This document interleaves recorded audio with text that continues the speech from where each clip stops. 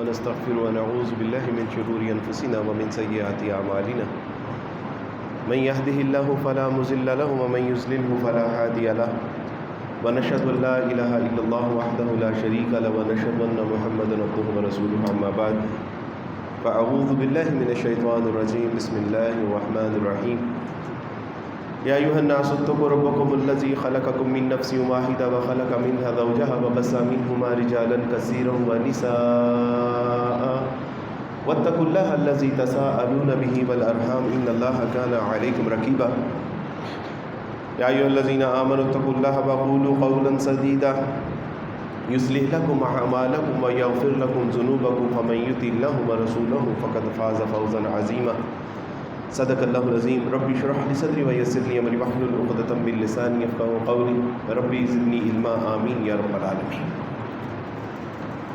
ہر طرح کی تعریف اللہ سبحانہ و تعالیٰ کے لیے ہے جو رب ہے تمام جہانوں کا اور جس کے اختیار میں ہم سب کی جان ہے اور بالآخر ہم سب کو اسی کی طرف لوٹ کر جانا ہے۔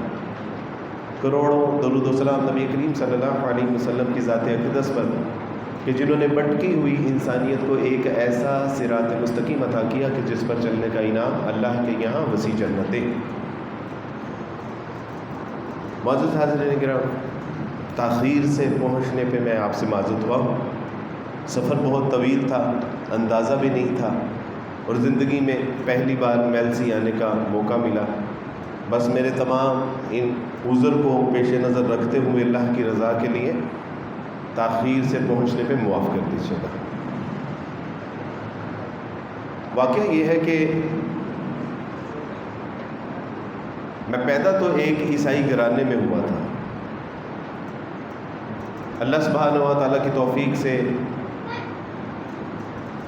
اپنے عیسائی مذہب کا مطالعہ کرنے کے بعد عیسائیت سے بیزار ہو گیا، عیسائیت کو چھوڑ دیا۔ یہودی مذہب کا مطالعہ کیا کہ شاید وہاں کوئی حقیقت پر مبنی حقائق و نظریات سے آشنائی ہو جائے، عقائد و نظریات وہ اللہ اور اس کے رسول صلی اللہ علیہ وسلم کی تعلیمات کے مطابق جو ہونے چاہیے ویسے مل جائے، لیکن وہاں بھی تسکین قلب میسر نہیں آئے۔ ہندو مت کا مطالعہ کیا کہ شاید راحت جاں اور سکون قلب یہاں میسر آ جائے، شاید یہاں حقیقی الہ کا پتہ مل جائے، لیکن 33 کروڑ معبود جس میں چوہے، بلی، کتے، ہاتھی، بندر تو موجود تھے لیکن حقیقی الہ کا تصور موجود نہیں تھا۔ سکھ مت کا مطالعہ کیا، بدھازم کا مطالعہ کیا، شنٹوئزم کا مطالعہ کیا، لیکن وہ جو راحت جاں اور سکون قلب تھا وہ کہیں میسر نہیں آیا، اور وہ اگر آیا تو اللہ سبحانہ و تعالیٰ کے قرآن میں اور رسول اللہ صلی اللہ علیہ وسلم کے فرمان میں میسر آیا۔ اللہ سبحانہ و تعالیٰ نے جب قرآن کو پڑھنے کی توفیق عطا فرمائی تو وہاں پتہ چلا کہ آپ کائنات کے واحدہ و یکتا خالق حقیقی اور مالک حقیقی ہیں۔ حقیقی معنوں میں زندگی آپ دینے والے ہیں اور آپ ہی موت عطا فرمانے والے ہیں۔ عزتیں اور ذلتیں آپ کے اختیار میں ہیں، جس کو آپ چاہتے ہیں وہ عزت حاصل کرتا ہے، جس کو آپ چاہتے ہیں ذلیل و رسوا ہو جاتا ہے۔ تو پتہ چلا کہ اسلام اور مسلمانوں کے پاس جو اللہ اور قرآن اور رسول اللہ کا فرمان ہے حقیقی معنوں میں آخرت کی کامیابی اور کامرانی سے ہمکنار کرنے والی یہ اشیاء ہیں۔ اور پتہ چلا کہ یہ جو لا الہ الا اللہ محمد رسول اللہ صلی اللہ علیہ وسلم کلمہ ہم پڑھتے ہیں اور اس کے بعد اللہ سبحانہ و تعالیٰ کے ساتھ جو ہم عہد و پیما کرتے ہیں، ہم جو اس کے ساتھ عہد وفا کرتے ہیں، یہ محض لا الہ الا اللہ محمد رسول اللہ صلی اللہ علیہ وسلم پہ کفایت نہیں کرتا۔ اگر کوئی شخص کہتا ہے کہ میرے لیے صرف اتنا ہی کافی ہے کہ میں مسلمان کے گھر میں پیدا ہو گیا ہوں، میرا نام عبداللہ اور عبد الرحمن ہے اور میری نجات کے لیے یہی کافی ہے، اور میں مسجدوں کے سپیکروں میں بیٹھ کے اللہ اللہ لا الہ الا اللہ لا الہ الا اللہ محمد رسول اللہ کی ضربیں دل پہ لگاتا رہوں گا اور میرے لیے آخرت کی کامیابی اور کامرانی یقینی ہو جائے گی، تو یہ میری اور آپ کی غلط فہمی ہے۔ اگر مشرکین مکہ کو پتہ چل جاتا کہ آج کے مسلمانوں کا یہ تصور ہے تو اللہ کی قسم مکہ میں کوئی ایک بھی مشرک ایسا نہ ہوتا جو کلمہ نہ پڑھ لیتا۔ اگر ان کو یہ پتہ چل جاتا کہ مسلمانوں کے نزدیک محض لا الہ الا اللہ محمد رسول اللہ پڑھ لینا ہی ان کے لیے نجات کا ذریعہ ہے تو اللہ کی قسم وہ سارے کے سارے حلقہ بگوش اسلام ہو جاتے یہ کلمہ پڑھنے کے بعد. لیکن وہ جانتے تھے کہ محض کلمہ پڑھنے پہ نجات نہیں ہے. کلمہ پڑھنے کے بعد تقاضے ہیں، اور ان تقاضوں میں سب سے بڑا تقاضا یہ ہے کہ اللہ وحدہ و یکتا ہے، اکیلا ہے، تنہا ہے، اسی کی عبادت ہوگی، اسی کے آگے سجدے اور رکوع ہوں گے، اسی کے آگے گڑ گڑایا جائے گا، اسی کے آگے رویا دھویا جائے گا، اسی کے آگے اپنی منتیں اور مرادیں پوری کی جائیں گی، اسی سے دعائیں کی جائیں گی، اسی کے احکامات کے آگے سرنگوں کیا جائے گا، اس کے احکامات کے آگے کسی کی کوئی حیثیت نہیں ہوگی. یہ بات کو اگر نہیں مانتے تو چاہے دن میں 5000 بار لا الہ الا اللہ کی تسبیح کر لیں، آپ کو کوئی فائدہ پہنچانے والا نہیں. اقبال نے اس کو کہا ہے کہ زبان سے کہہ بھی دیا لا الہ تو کیا حاصل، دل و نگاہ جو مسلمان نہیں تو کچھ بھی.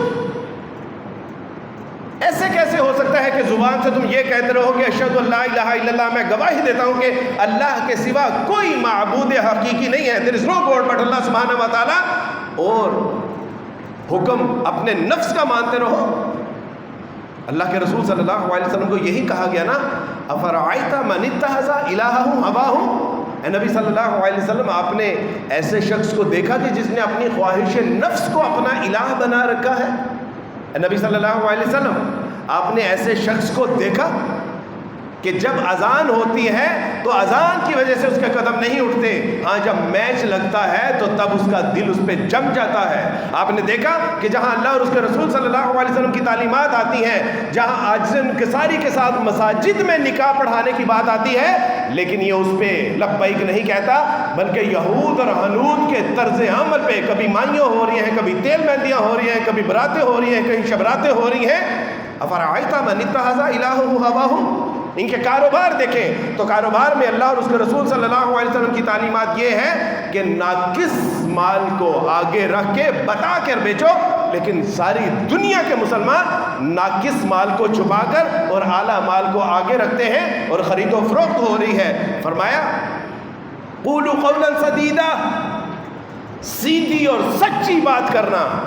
اور اگر سیدھی اور سچی بات نہیں کرتے تو رسول اللہ صلی اللہ علیہ وسلم فرما دیا کہ ہمارا ایسے لوگوں کے ساتھ کوئی تعلق نہیں.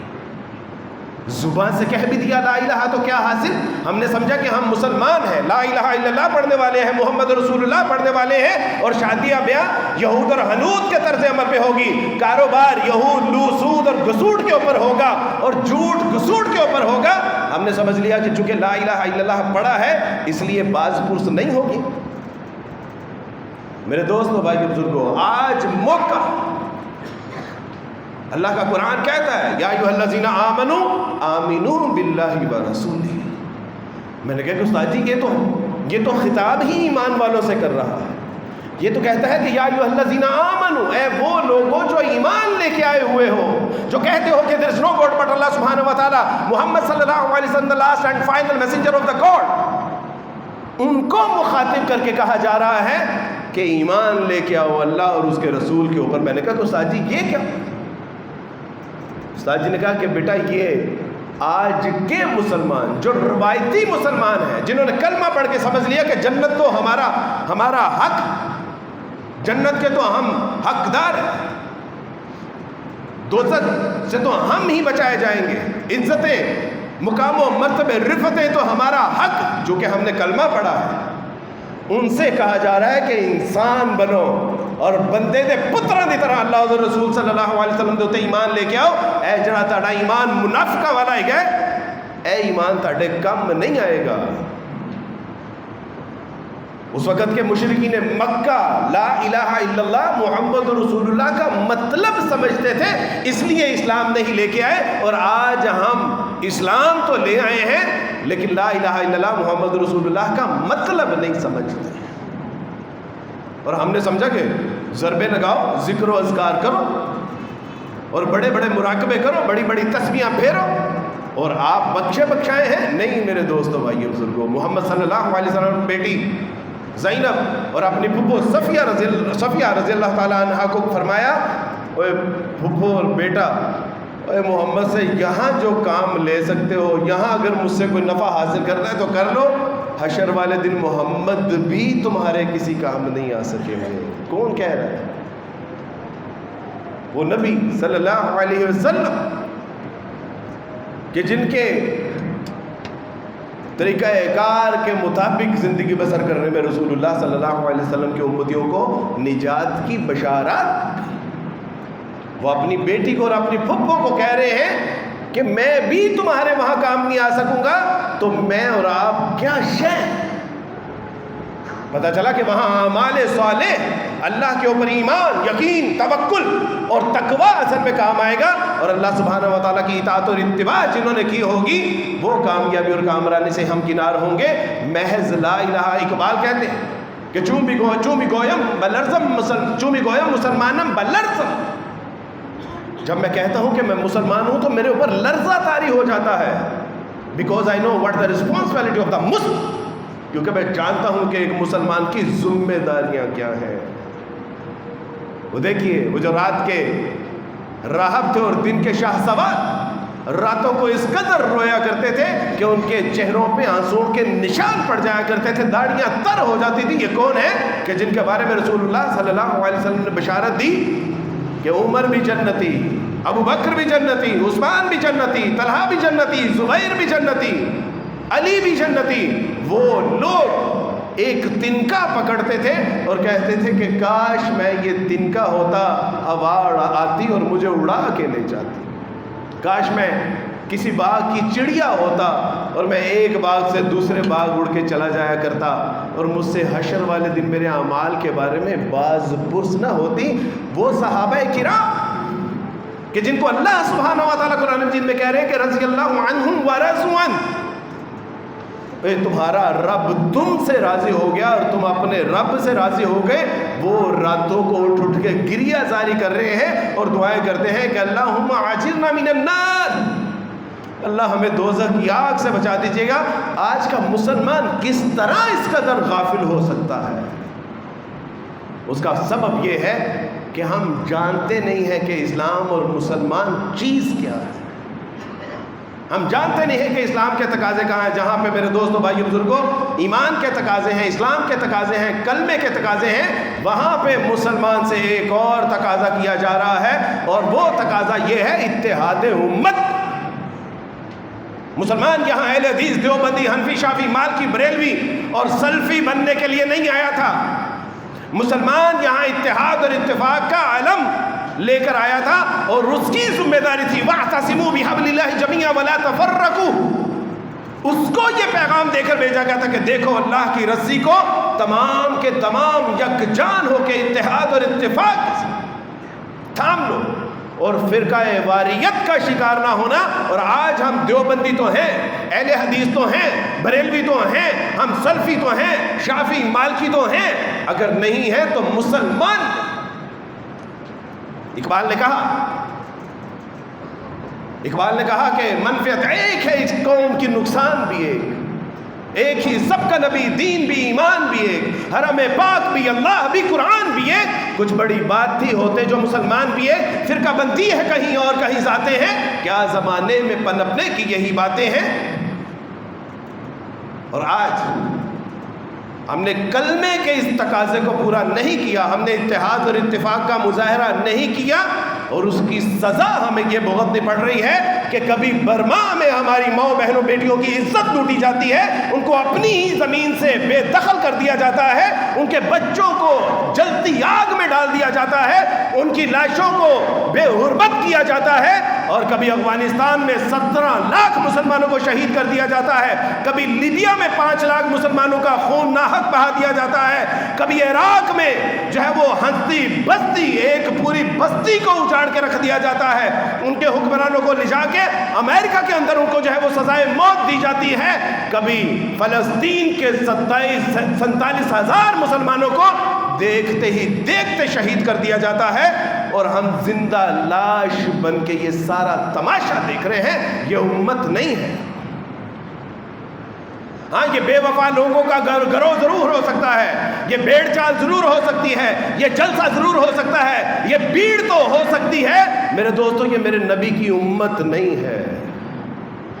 کیونکہ میرے نبی صلی اللہ علیہ وسلم جو امت کا تصور دیا تھا، ہر اس شخص کے اوپر جو ایک حق تھا کلمہ کا، وہ حق یہ تھا کہ المسلمون کجسد واحد، جان رکھو کہ تم ایک جسم کی مانند ہو،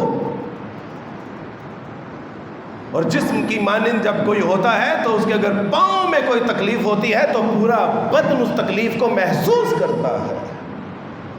آج ہماری بے حسی، آج ہماری بے وفائی، آج ہماری بے غیرتی اس بات کا ثبوت ہے کہ ہم نے ایک جسم کبھی کسی کو محسوس کیا ہی نہیں. اگر کیا ہوتا تو آج فلسطین کے حق میں ہم آواز اٹھا رہے ہوتے، ہم تقریر کر رہے ہوتے، ہم تحریر کر رہے ہوتے، ہم بائیکاٹ کر رہے ہوتے، ہم ان کے دشمنوں کے منہ کے اوپر ان کی پروڈکٹ کو مار رہے ہوتے. نہ KFC بھرے ہوتے، نہ میک ڈونلڈ بھرے ہوتے، نہ کوک، پیپسی اور مرنڈا بک رہی ہوتی، اور نہ ان کی دوسری اشیاء بک رہی ہوتی. آج جس ریسٹورنٹ کو دیکھ لیں بھرا پڑا ہے. یہ ہے امت مسلمہ، اور یہ ہے امت مسلمہ کے وحدت اور یکتا ہونے کا تصور. یہ ہے المسلمون کا جسد واحد کا تصور، کہ ایک طرف وہی مسلمان اسی بم اور بارود سے مارے جا رہے ہیں کہ جس کا میں ذریعہ بن. حشر والے دن جب حوض کوثر پہ پہنچ کے رسول اللہ کے آگے جب ہاتھ کریں گے نا جام لینے کے لیے، تو پیچھے سے فلسطینی بچے آئیں گے کہ اللہ کے رسول یہی تو وہ ہاتھ ہے کہ جو پیپسی، کوک، مرنڈا اور برگر، میک ڈونلڈ کے اور KFC کے پیزے کھایا کرتے تھے، اور انہی کے پیسے سے تو ہمارے لیے اوپر جو برسنے والا بم بارود اور گولی تھی اسی سے تو بنتا تھا. اللہ کے رسول کہیں ایسا نہ ہو میرے دوستوں کہ وہاں لینے کے دینے پڑتے ہیں. آج امت مسلمہ کے بچے پوچھتے ہیں آئینہ امت مسلمہ، امت مسلمہ کہاں ہے؟ وہ میرے نبی صلی اللہ علیہ وسلم کی امت، وہ جو یکجان جس کا تصور دیا تھا، وہ امت مسلمہ کہاں ہے؟ میں نے استاد جی سے پوچھا کہ استاد جی یہ حکمران کیوں نہیں بول؟ استاد جی نے کہا کہ حکمران اس لیے نہیں بولتے کہ عوام سو رہی ہے، حکمران بولیں گے تو عوام کہیں جاگ نہ جائے. استاد جی نے کہا کہ عوام کو پتر بتا دیں کہ خاموش اس وقت رہنا چاہیے جب بچے سو رہے ہوں، اس وقت نہیں جب بچے مر رہے ہیں. کس بات کی خاموشی کو ہم نے سینے سے لگا رکھا ہے؟ یہ معنی خیز آج امت مسلمہ کے ان علماء کرام سے بھی سوال کرتا ہوں میں کہ جو قوم، ملک، ملت کی قیادت سنبھالے ہوئے ہیں. یہ میرا سوال مساجد اور مدارس کے علماء کرام سے نہیں ہے، اور ان کی تو مسجد کی کمیٹی نہیں بات سنتی. 2 منٹ لیٹ ہو جائیں تو پیچھے سے لقمے دیے جاتے ہیں کہ مولوی صاحب ٹائم نہیں دیتے پہ، جس کے پیچھے نمازیں پڑھنے پہ، نمازیں بخشوانے پہ، گناہ بخشوانے پہ، نمازیں قبول کروانے پہ، ان کو تو آپ کوئی سمجھتے نہیں. میرا سوال ان علماء کرام سے ہے جو قوم، ملک، ملت کی قیادت سنبھالے ہوئے ہیں، جن کی ایک قول کے اوپر پورا ملک امڑ آتا ہے. ان سے سوال ہے کہ کہاں ہے امت مسلمہ کے وہ علماء کرام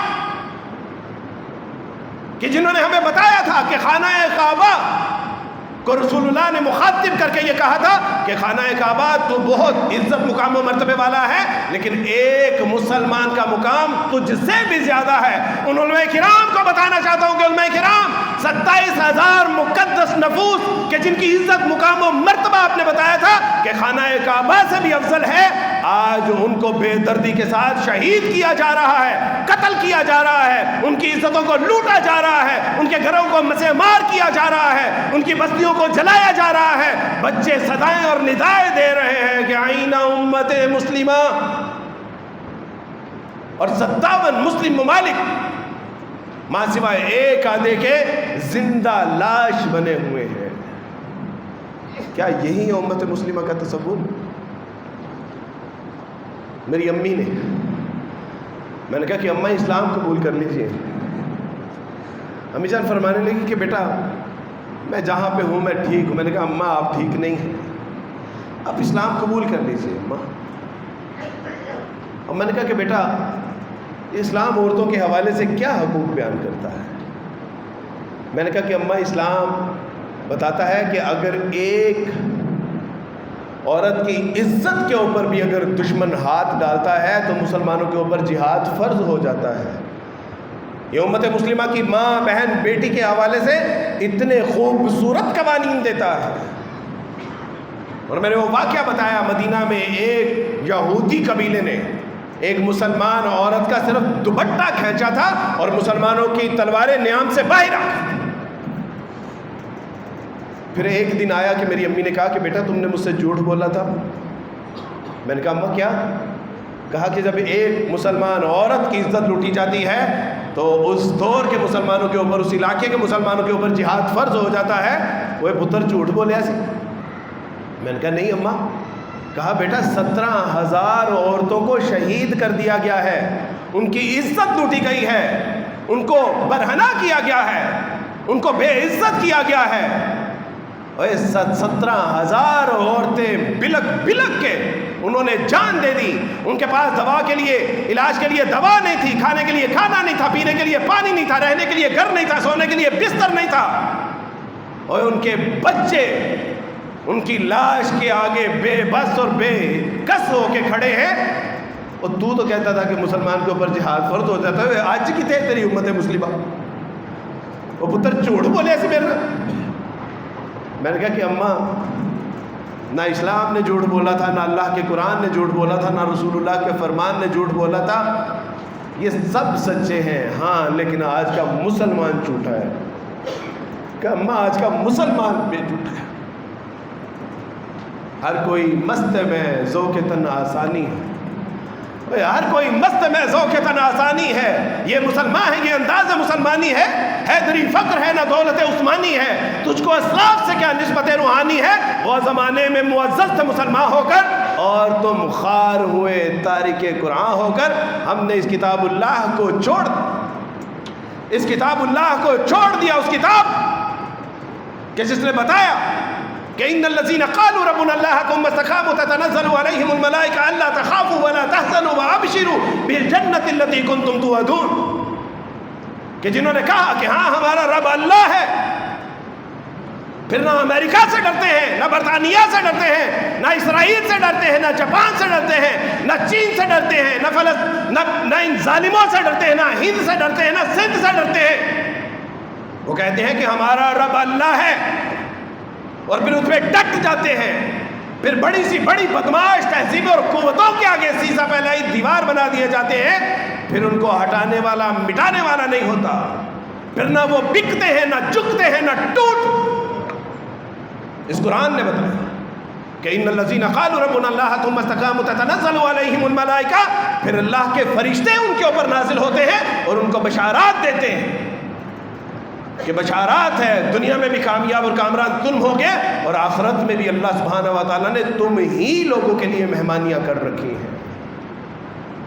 یہ وہ قرآن کہ جس کو آج ہم نے چھوڑ دیا اور کہتے ہیں آج جہاد کا نام۔ میں یہاں جہاد کی بات کر رہا ہوں اور کئی لوگ چاہ رہے ہوں گے کہ عبدالوارث جہاد کی بات نہ کریں۔ یونیورسٹیوں میں جانا ہوتا ہے، لوگ پہلے ہی کہہ دیتے ہیں کہ عبدالوارث بھائی جہاد کی بات نہ کیجیے گا۔ اگر آپ کو جہاد سے اتنا ہی مسئلہ ہے تو نکال دیجیے اپنے گھروں سے قرآن مجید کو، کہ جس میں 550 آیات، 550 آیات، پھر نکال دیجیے اپنے گھروں سے سیرت نبی صلی اللہ علیہ وسلم کی کتابیں کہ جن کی زندگی آج سے زیادہ جہاد میں گزری۔ پھر ابو بکر، عمر، علی اور عثمان سے اپنے تعلق کو منقطع کر دیجئے کہ جن کے نام کے اوپر آپ اپنے بچوں کے نام رکھتے ہیں، کہ ان کی شان و شوکت، ان کا رعب دبدبا، ان کی خیبت جس سے کیسر و کسریٰ کانپا کرتے تھے، وہ اسی جہاد کی برکت سے تھی۔ آج ہمیں کہا جاتا ہے کہ جہاد نہ کریں، اور جو جہاد کرتے ہیں ان کو ٹیررسٹ کہا جاتا ہے، ان کو جہادی کہا جاتا ہے، ان کو جو ہے وہ کہا جاتا ہے کہ یہ فسادی ہے۔ میں آپ سے پوچھنا چاہتا ہوں کہ کیا جنگ اول جس میں 1.5 کروڑ سے زیادہ لوگوں کو شہید جو ہے وہ اس دنیا سے رخصت کر دیا، جہاں بحق کر دیے گئے، کیا وہ مسلمانوں نے کی تھی؟ عظیم جنگ دوم کیا وہ مسلمانوں نے کی تھی جس میں 5 کروڑ مسلمانوں کا قتل ہوا؟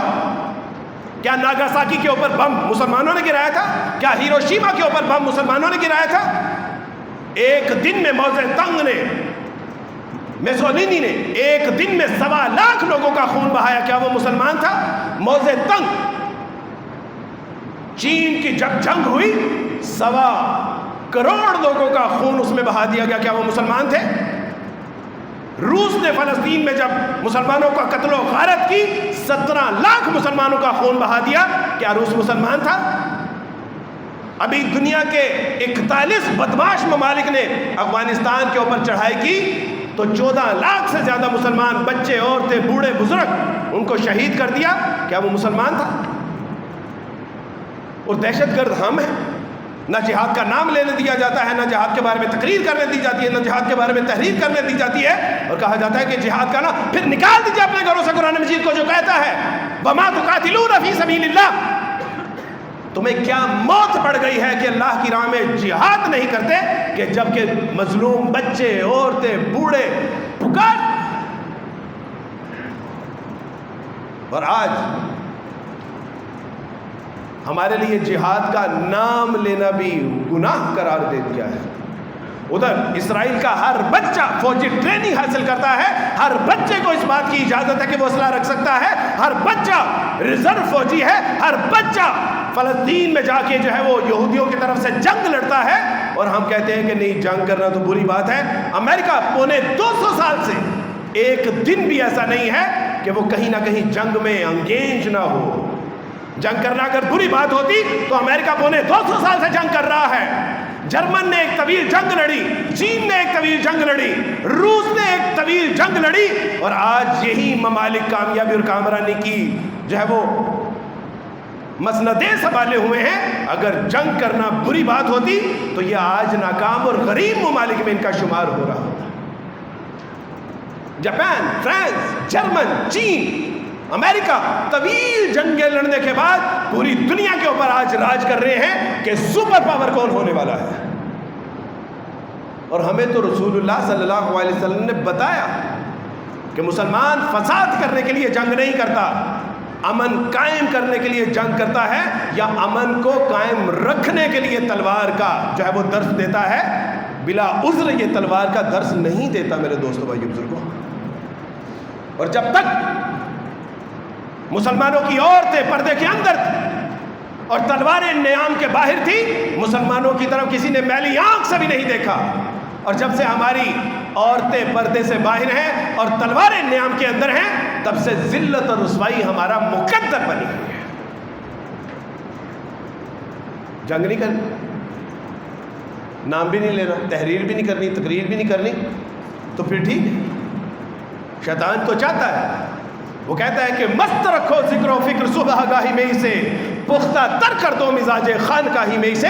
وہ تو چاہتا ہے کہ ہاں آپ خانقاہ کے اندر بیٹھیں اور اللہ کی ضربیں لگائیں اور مست رکھو.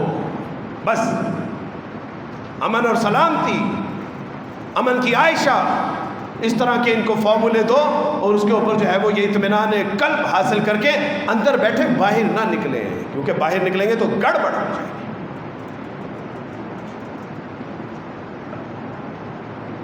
لارڈ ماؤنٹ بیٹن نے نہرو جواہر لال نہرو کو کال کی اور ان کے پی اے نے کہا کہ وہ آرام کر رہے ہیں. اسی اسنا میں انہوں نے قائد اعظم کو کال کی، اور جب قائد اعظم کو کال کی تو قائد اعظم جاگ رہے تھے. کہا کہ کیا وجہ ہے کہ جواہر لال نہرو تو جاگ رہے ہیں، آپ اب وہ سو رہے ہیں اور آپ جاگ رہے ہیں. کہا کہ جواہر لال نہرو کی قوم جاگ رہی ہے اس لیے وہ سو رہے ہیں، اور میری قوم چونکہ سو رہی ہے اس لیے میں جاگ رہا ہوں. لیکن افسوس کہ آج قائد بھی سو گئے اور اس کی قوم بھی سو گئی، اور مسلمان فرقہ واریت کا شکار ہوئے پڑے ہیں. ہم دیوبندی اہل حدیث بریلوی حنفی شافعی کے اندر تقسیم ہو گئے، لیکن امت کہیں کھو گئی. میرے دوستوں، بھائیو، بزرگوں، میں نے اللہ کے بارے میں جیسا پڑھا تھا اسلام قبول کرنے کے بعد ویسا ہی پایا. میں نے کتاب اللہ کے بارے میں جیسا اسلام قبول کرنے سے پہلے پڑھا تھا بعد میں بھی وہ پایا کہ اِنَّا نَحْنُ نَزَّلْنَا الذِّكْرَ وَإِنَّا لَهُ لَحَافِظُونَ. الف لام میم ذَلِكَ الْكِتَابُ لَا رَيْبَ فِيهِ هُدًى لِّلْمُتَّقِينَ. لو انزلنا هذا القرآن على جبل لرأيته خاشعا متصدعا من خشیۃ اللہ. جو قرآن کا جو مقام و مرتبہ جیسا پڑھا ویسا ہی پایا. لیکن میں نے پڑھا تھا کہ امت مسلمہ ایک جسم کی مانند ہے. سچی بات ہے کہ آج تک اس امت کو تلاش کر رہا ہوں, کہیں نہیں ملتی. اور اگر آپ کو کہیں نظر آئے تو بتائیے گا کہ جس کے اندر جوان شیروں کی زندگی جیتے ہیں, وہ ڈرتے نہیں ہیں, وہ بدکتے بھی نہیں ہیں, کیونکہ مسلمان ڈرپوک, قائل اور بزدل ہو ہی نہیں سکتا کہ جس کے دل کے اندر یہ ایمان ہو کہ اللہ زندگی عطا فرمانے والے ہیں, اللہ موت عطا فرمانے والے ہیں, عزت اور ذلت اللہ سبحانہ و تعالیٰ کے ہاتھ میں ہے, وہ کبھی ڈرنے والا ہوتا ہی نہیں ہے. مسلمان اللہ کے شیروں میں سے ایک شیر ہوتا ہے جس کے ہاتھ میں شیر کی پکڑ ہوتی ہے اور دانتوں میں شیر کی جکڑ ہوتی ہے. وہ اللہ کے سوا نہ کسی سے ڈرتا ہے, نہ کسی کے آگے جھکتا ہے, نہ کسی کے ہاتھ وہ بکتا ہے. لیکن وہ مسلمان نہ جانے آج کہاں کھو چکا ہے. میں نے دیکھا کہ 57 مسلم ممالک نیوکلیئر کے حامل, 70 لاکھ ٹرینڈ فوج, جدید اسلحہ, لیکن ہر شے ہونے کے باوجود اگر کسی چیز سے کمی ہے تو وہ غیرت کی کمی ہے, وہ حمیت کی کمی ہے. انڈیا الکفر ملت واحدہ, فرمایا کہ یہ جو کفر ہے یہ ایک امت ہے. انہوں نے ثابت کر دیا. امریکہ کہتا ہے وہ اسٹینڈ ود اسرائیل, کینیڈا کہتا ہے وہ اسٹینڈ ود اسرائیل, انڈیا کہتا ہے کہ وہ اسٹینڈ ود اسرائیل, ہم سارے اس کے ساتھ کھڑے ہیں. اور اس نے مسلمانوں کا خون بہانے کے لیے ایک بحری بیڑا ہندوستان سے جو ہے وہ اسرائیل کو بھیج دیا. ہمارے اندر اتنی غیرت نہیں ہے کہ ہم آٹے کا ایک جہاز بھر کے اپنے مظلوم فلسطینیوں کے لیے بھیج دیں. یہ ہے ہماری حیثیت. اگر کمی ہے کسی چیز کی تو وہ غیرت کی کمی ہے, حمیت کی کمی ہے, جرت کی کمی ہے. لیکن وہ اللہ کے شیروں میں سے ایک شیر کو دیکھا کہ وہ جو لال رومال پہن کے آتا ہے ابو عبیدہ, میں نے دیکھا کہ کوئی ایک بھی سٹار اس کے شولڈر پہ نہیں ہے. There is no any single star on the shoulder. There is no any single medal on the chest. لیکن میں نے دیکھا کہ اس کی آنکھوں کے اندر غیرت, اس کی آنکھوں کے اندر حمیت, اس کے مزاج میں, کردار میں, گفتار میں ایمان جھلک رہا تھا. تو پتہ چلا کہ جنگیں اسلحے, بم اور بارود سے نہیں, غیرت سے لڑا جاتی ہیں, ہمت اور طاقت سے لڑی جاتی ہیں, اللہ کے اوپر یقین, ایمان اور ایقان کے ساتھ لڑی جاتی ہیں. یہی سبب تھا کہ وہ 313 950 کے اوپر غالب آ گئے تھے. محض ہاتھوں میں کھجور کی چھالیں تھی اور ایک طرف 600 گھوڑے تھے, 700 اونٹ تھے, 700 تلواریں, اور ایک طرف کمزور سے, نحیف سے وہ کھجوروں کی چھال لے کے, لیکن اللہ کے اوپر یقین تھا, ایمان تھا. اور اللہ سبحانہ و تعالیٰ نے یقین اور ایمان والوں کو غلبہ عطا فرما دیا.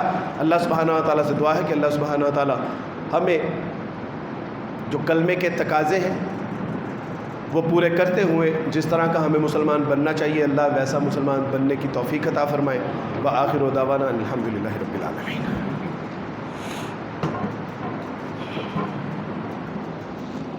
سبحان اللہ.